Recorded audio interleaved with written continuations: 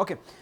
Celebrity track and of course Kwali all includes is my name Mr. Handsome and of course gina maso berengo subscribing atuwere tubuza abantu batono nnyo kwele mtwalo 10 abo tunako wansao negwe ne wobo taddeko lwalero kibane kyongerako devotion matovu kamera kwali bulungi nnyo atenga devotion rocha wali ku YouTube channel nayo sologena no followinga ayasobodde okubanga afuna omusomesa omukwa basomesa kudana n'abatanzi n'ebyo byonna ebirala ebibalize transferring around the week. Waliwo abantu abatandise bannangeze simanyi lwaki abakyala mwegguliddewo omuze ogw'okutandika okwessa wansi abakyala mwe bennyini mwevuma mwe bennyini mwessa wansi and bwe mukigenda mu maaso that's why ojala abasajja abamu abalina amagezi amatono nabo bajja tandika okugoberera footsteps ezo nnyini ze mutandisa okukola.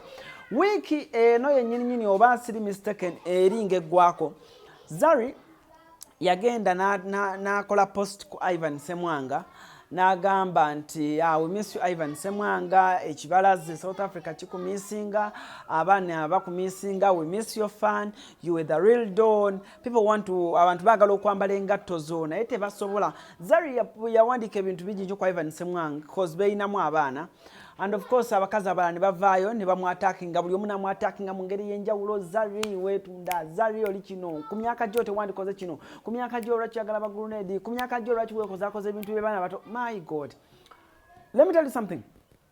Social media bullying kintu kibi nnyo kiruma nga bw'okiwulira. So olunaku lwabadde lwajjo if I'm not mistaken ekiro Zari na releasinga ka video yako Devotion so compare ku ka video ka Zari yako before nga sina yongera nnyo tuwulire Zari byabadde agamba then nkomewo.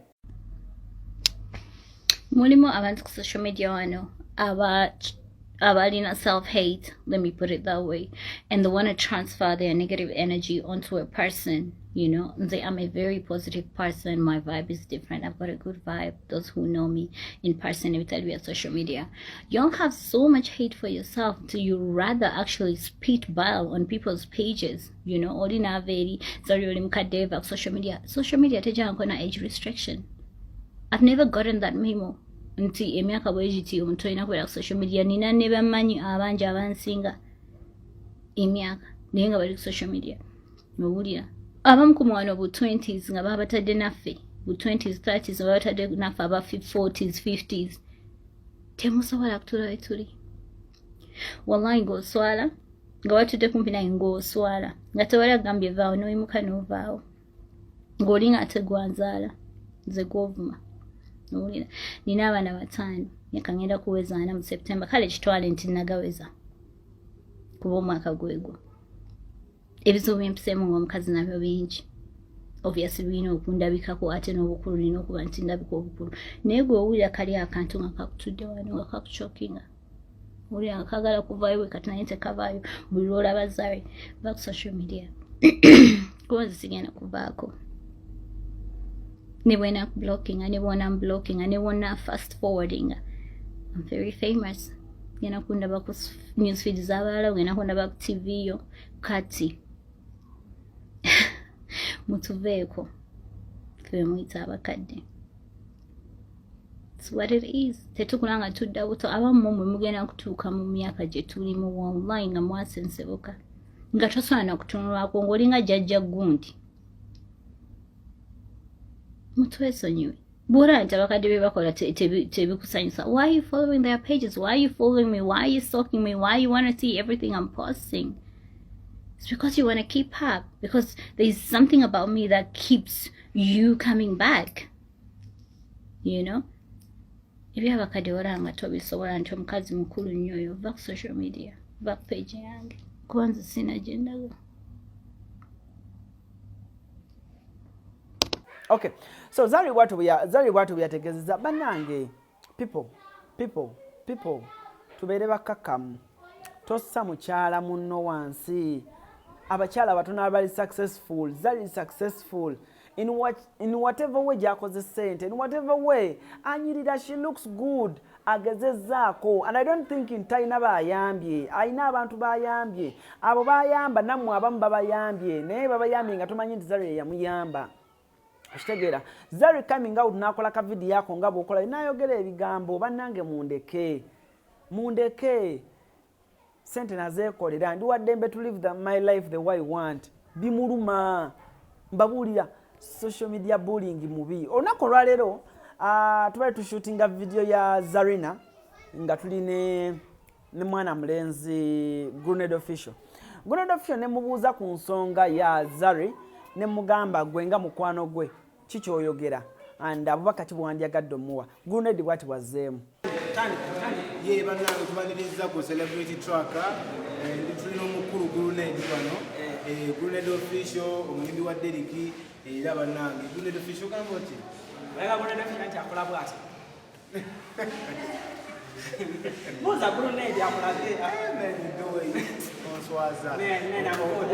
yo bro. That's not how I do it, bro. That's not how I do it. I'm not going to official. I like Chris. My name is Santa. Of course, celebrity track. This week, yesterday, Zari yafumiza ka video yako ng'agamba abantu bamuvuma aslayinga bibye bamuvuma asimanyi omukadde ku myaka egyenda takola ebyo nga alabika nga libebyesiwa ati bamuvuma nkunyonyola bye yabagamba mu video antikati mugambi gye badakola ebyo yeemuula nnyo mu video mu emyaka giyiseeko yeekolakola ebintu emyaka giyiseeko so let me tell you something people here. What we have on our tour, body in 20s, 25, 19, 30s, they cannot stand the Zari. They know, so tubagenda kunyabo, nenga they know. Saka kubawa new time abavuma abantu bakuru simanya abajudging abantu, you understand? Boko judge judging umuntu yenna, that means I don't know. Sina chamanyi chaboge. Obaka chiboyinza okuwa Zari mu mbeera eno. Kwa yabyogedde ngalabika li depressed. Obaka chiboyinza okuwa Zari as your friend ya. So mugamba. You're fine. Keep doing what you're doing. We love you like that. Chida bolekera one night tulizo kuchawa. We love you like that. Just keep it up. Zari is keeping it up. Bambi tolekera. Ufukamire wansi. Don't stop. Just keep your thing. Do your thing, man. Okay. Keep doing your thing. Obaka bwazali wakava munyidu. Obaka abantu balabanga omuwa obaka. Soko omuwa obaka. Bakava munyidu taata. Mugambi mu kamera sewa bafano bagala okulaba n'ababe. My baby. Official. Anyway, tuba shooting a video ya Zarina, and of course, tuchirabye soko tunyonyole. Lato kuteka mu katono, then normal. I'm trying to create something unique. Because this is not the official video. Okay. Official video, you're gonna follow my son. What no one can travel, it's not around. Naye ate waliwo era kyetwakoze kigenda kujjira mu video kyetwakoze isa egenda kuba nga surprise mu video. Understand? I'm not going to talk about it right now. So that's kyetwakoze kigenda kufulumira mu video.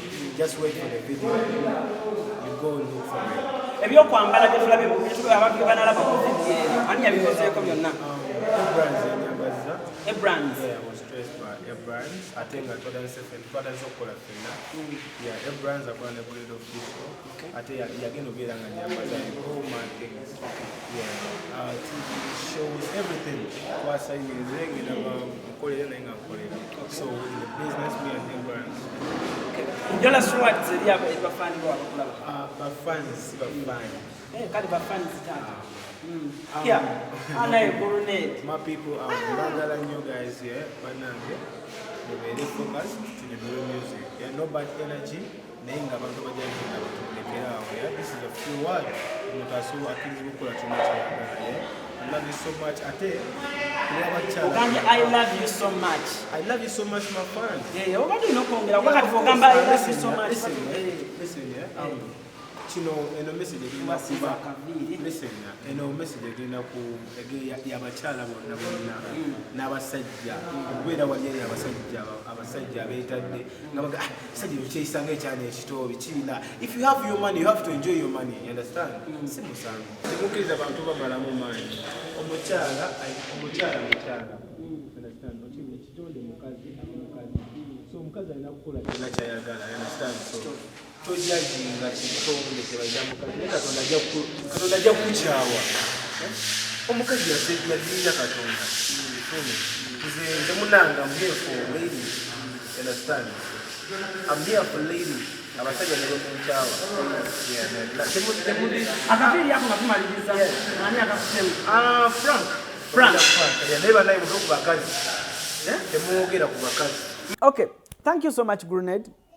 And we believe that video is coming out soon. A big up to manager Derek. Yasaini is Grenade official. And I believe omukwano gwamme wamane Zari abantu baguteekamu bigambo tweyagala temweyagala biki just stick kumulamwa gwammwe gumwe mumanya ababiri. Big up to you Zari, you're such a strong lady. Oli mukyala w'amaanyi. Uganda ekyakwetaaga tetujja kulinda omale kuvaawo abantu bategeere nti waliwo omukyala gwe bayita Zari. You've done a lot. Okoze bingi nnyo mu entertainment industry. You'll never be forgotten. And I believe abakussa wansi teri n'omu yali abamu tebatuukana mu ngatto z'olimu essaawa zino. 7M followers ku Facebook, ku Instagram milioni 7, Facebook, Twitter, Instagram. Wachikuba blood guma bugumi bana abantu just bigambo. Otherwise Divash matofu kamera kwa bulungi nnyo. Alan Cruz Mr Handsome kwende bulungi nnyo okubanga amawulire tugakuwa gona ga transferring within the week nebye bitambulidde ku mutimbagano na buli kimu wano ku Celebrity Track. Subscribinga Mabrighton twina skit empya gye twataddeyo genda maaso berenga ate osobola okubanga ogiraba ku Facebook. Waliwo manager gwenfunye bamuyita Rockers manager Derek agezezaako ku outlining abavubuka abakyala abali ebweru abali mu biyumba ebyenjawulo mugende mule message gyabadde abagamba osobola otya okudda Uganda. Otherwise for now Alan Cruz Mr Handsome Devotion matovu tubawo kulungi nnyo okubanga tubikuwa ku Devotion olwocha nawo osobola okubanga okyamayokko YouTube channel ye channel yaffe empya nayo genda yokko olabe ebiri. Otherwise for now I'm out.